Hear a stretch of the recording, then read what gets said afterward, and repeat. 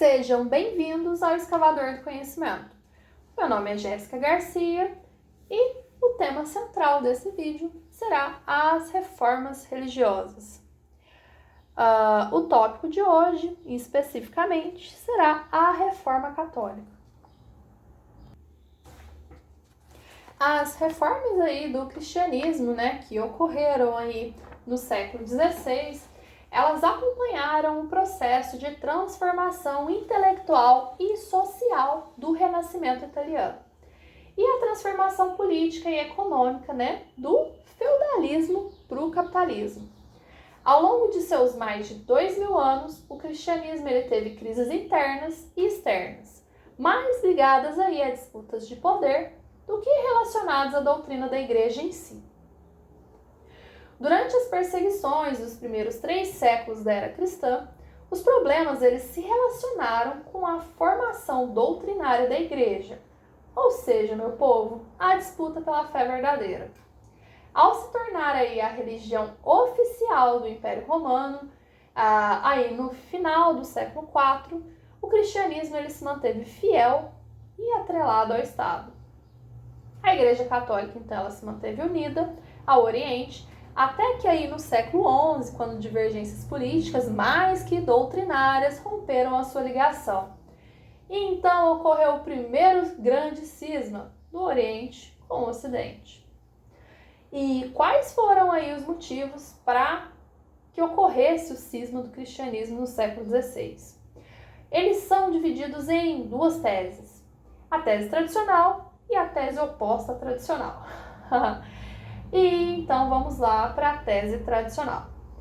A Reforma Protestante, ela ocorreu então no século XVI, devido aos abusos causados, políticos, econômicos e morais provocados aí pelo clero e a alta hierarquia da igreja.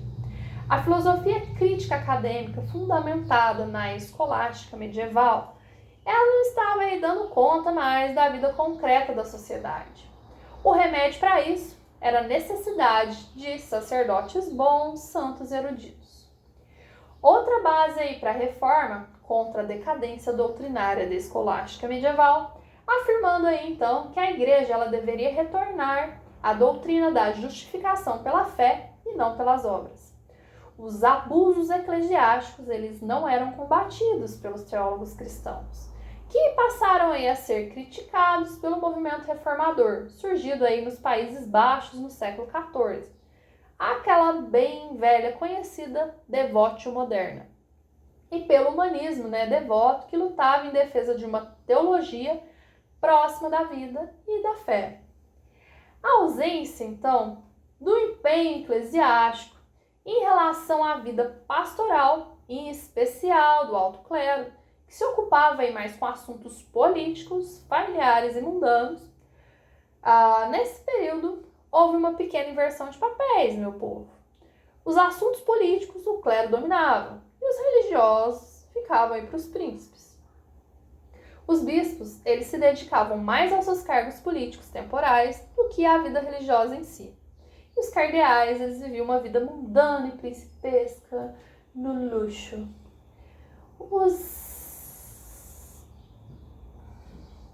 O alto clero, ele passava longe de suas obrigações pastorais e religiosas. Sua indicação, na maioria das vezes, era então por critérios políticos dos senhores feudais, que agiam à base do nepotismo para garantir sua influência sobre as dioceses e em seus domínios. Para quem não se lembra, o nepotismo é dar cargo para parentes. O mesmo bispo, então, ele poderia ser titular de mais de uma diocese, nomeando aí em seu lugar alguém para agir em seu nome. Porém, essa pessoa, ela era sempre pouco instruída e mal paga. A tese oposta a essa tese tradicional, ela é essencialmente política, sobretudo as novas relações entre a Igreja Católica e os emergentes estados nacionais. O problema, então, ele era moral, não era descartado, mas ele era minimizado. Frente à formação dos estados nacionais, a igreja ela buscava a sua independência. A reforma, então, do Sacro Império Romano por Maximiliano ela ocorreu do seguinte modo. O Sacro Império Romano e o Papado, elas foram aí duas instituições supremas aí da Idade Média. A sua permanência ela dependia de suas capacidades de se ajustarem aí às necessidades e ideias de um novo período. O caráter mundano do papado acabou aí ajudando, que ela se adaptasse ao mundo moderno. As causas elas podem ser encontradas na estrutura administrativa que possuía a Cúria Romana. Um secretariado permanente e uma organização mundial que funcionava mesmo com um papa débil no poder. O interesse da igreja era a independência, buscada aí por meio da construção de um Estado soberano e absoluto.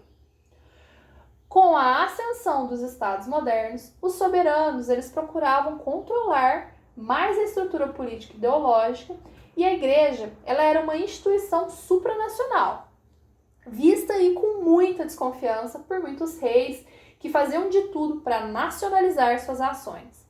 Isso acabou aí causando a divisão do cristianismo a partir da reforma na Alemanha. O exemplo clássico de cisma por razões políticas foi a Inglaterra de Henrique VIII, igual eu tinha comentado lá no primeiro vídeo, com o anglicanismo, aprovado pelo Ato de Supremacia no Parlamento Inglês em 1534. Mas o que o humanismo, que eu comentei no início deste vídeo, tem a ver com isso tudo? Para quem não se lembra, dando uma rápida pincelada, o berço do humanismo ele foi a Península Itálica, no século XIV.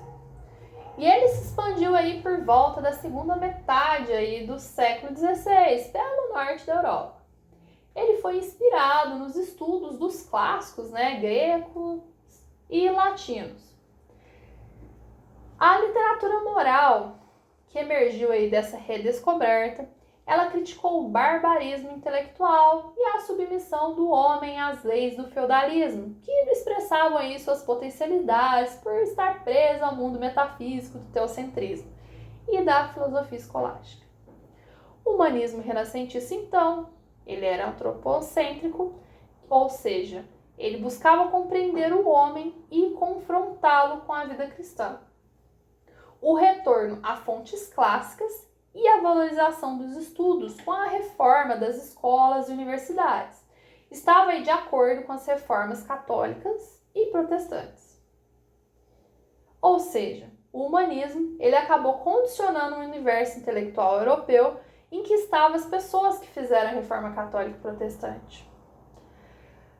Há algumas questões que valem ser ressaltadas das reformas que ocorreram no cristianismo e a Renascença são as seguintes. A reforma do cristianismo, ela foi um movimento do homem comum, baseada em fontes bíblicas e dos padres da igreja. Enquanto que a da Renascença, ela foi um movimento da elite, baseada em fontes dos clássicos gregos e latinos, e a religião ocupou aí um lugar subalterno. As duas reformas não fazem parte do mesmo movimento, obviamente. É como laranjas e maçãs. Porém, ambas impactaram umas nas outras. As reformas católicas e protestantes, elas estão na mesma corrente de individualismo, que revolucionou aí a sociedade no século XIV e XVI. Ambas foram semelhantes de causas econômicas, comércio e ascensão urbana. A reforma, então, ela provocou uma revolução nos costumes da Idade Média, ligada aí fortemente ao nacionalismo, que foi uma das causas da Revolução Protestante. A reforma religiosa ela teve uma base política, enquanto muitos humanistas não priorizavam a política. Eles tinham aí um interesse apenas no homem pelo homem como indivíduo. Erasmo foi aí um humanista de visão internacionalista da sociedade, oposto ao nacionalismo que prevaleceu como política dos reformistas. Mas qual que era o desejo aí da reforma, do cristianismo? Desde aí do século XIV, no Concílio de Viena, que ocorreu lá de 1311 a 1312, a Europa ela já estava gritando aí por uma reforma no cristianismo. Nesse concílio, Guilherme Dourado, bispo de Mende, né, Gedavan, na França, ele fez um programa de reforma que envolvia toda a igreja. A reforma ela foi um tema que acompanhou o cristianismo aí durante os séculos 14 e 16. Nessa proposta, havia a convicção de que para ser capaz aí dessa reforma ela ser eficaz, ela deveria começar pelo Papa, pelos cardeais e a Cúria Romana. Houveram inúmeros concílios ecumênicos na época, retratando isso aí a Constança, Basileia, Florência, Lateranense, Quinta e diversos programas de reforma. Pedro Daly, João Gerson, Nicolau Cusano, Domingos Capraica e incontáveis documentos. A reforma ela tem suas raízes aí na Baixa Idade Média, sendo um anseio da Europa Ocidental, que se confrontava com a situação cultural, política e econômica. Ela tomou forma aí após o século XVI, porque a maioria do alto clero, que desfrutava das vantagens da instituição que se colocaram aí contra as mudanças, não se usa mais aí esse termo de contra-reforma, porque o Concílio de Trento ele veio escorregando aí junto com outras reformas. Por exemplo, a Reforma Espanhola, né, lá do cardeal Cíceros, que ocorreu aí entre o século XV e XVI, né? Enquanto isso, lá no século XIV, né, teve os Países Baixos, né, Gerhard Groot com seus irmãos da vida comum. E o Concílio de Trento, ele deu início aí a inúmeras reformas no catolicismo. Por exemplo, vamos dar uma ressalva aí para Lutero, né? Lutero, em 1520, ele escreveu a Crítica de Nome à Nobreza Cristã da Nação Alemã sobre a reforma da sociedade cristã, tentativas de reforma da igreja em Roma, né? Que deveriam aí compreender a reforma dos estudos, da pregação, da teologia, baseada aí na justificativa gratuita pela fé e na misericórdia de Deus. Propunha aí a alfabetização religiosa. Enquanto isso, uma ressalva para Calvino, a comunidade e igreja alternativa. Era a visão dele. A igreja reformada, seguindo a palavra de Deus, né? No final do século XVI, a palavra reformados indica calvinistas versus luteranos, né?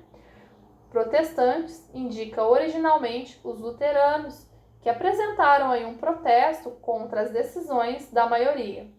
Na Segunda Dieta de Spira, em 1529, evangélicos indica o conjunto dos reformados. Para quem ficou comigo até agora, o meu muito obrigado. E esse vídeo será particionado em dois. A segunda parte da Reforma Católica está no card. Um abraço e adeus!